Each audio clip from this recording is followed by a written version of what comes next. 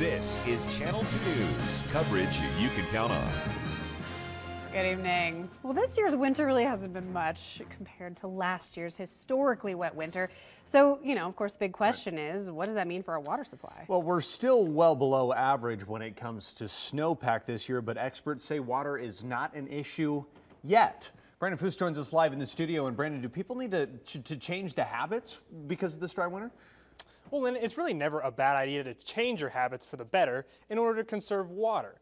But the Truckee Meadows Water Authority says they're not expecting any changes in their procedure anytime soon. While the water supply isn't a concern right now, it's good to remember how quickly things can dry up.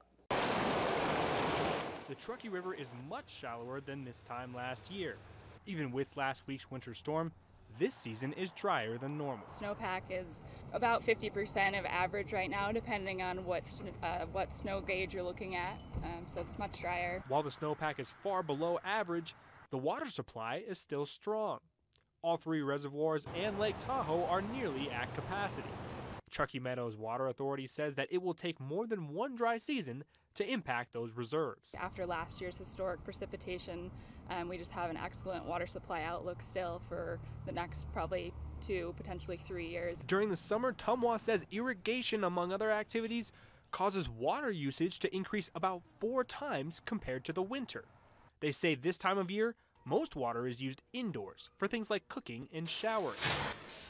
While there are some necessities, limiting use, like showering for just 2 songs, can help conserve. I hear a certain song coming up, I can actually know that I have a few more minutes to wrap up my shower and save some water and get out of there on time. Water reserves are about as high as they can be, and we're in the heart of winter when water use is at its lowest. Still, locals know that it's not uncommon to have droughts like the one we had just a few years ago. Keep in mind that while you may have a couple years as a cushion for waterfall, you're not guaranteed that.